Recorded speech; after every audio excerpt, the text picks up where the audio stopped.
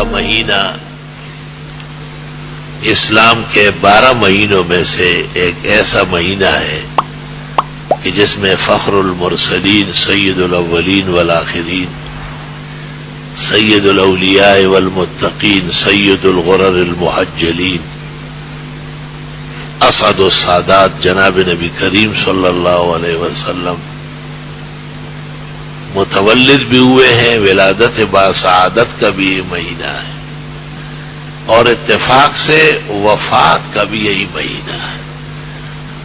ولاد میں بعض ہے، 8 ربیع الاول بھی ہے اور 9 بھی کہی گئی ہے۔ محمود پاشا فلکی مصری نے تقویم الاسلام کے نام سے ایک اسلامی اعداد و شمار پر مشتمل حدیث، تفسیر، فقہ، تاریخ کے روشنی میں ایک جنتری لکھی ہے۔ اس میں ثابت کیا ہے کہ ولادت باسعادت صحیح قول کے مطابق 9 ربیع الاول ہے، اور بعضوں نے 9 اور 8 میں کچھ یکسانیت پیدا کرنے کی کوشش کی ہے۔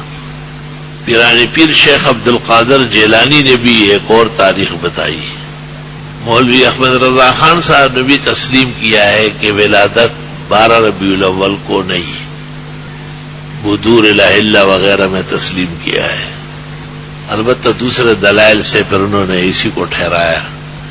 البتہ اس پر اجماع اور اتفاق ہے کہ حضرت صلی اللہ علیہ وسلم کی وفات حسرت آیات، دنیا سے آخرت کا جو سفر ہے وہ 12 ربیع الاول کو ہے، اس میں اختلافی قول نہیں ہے۔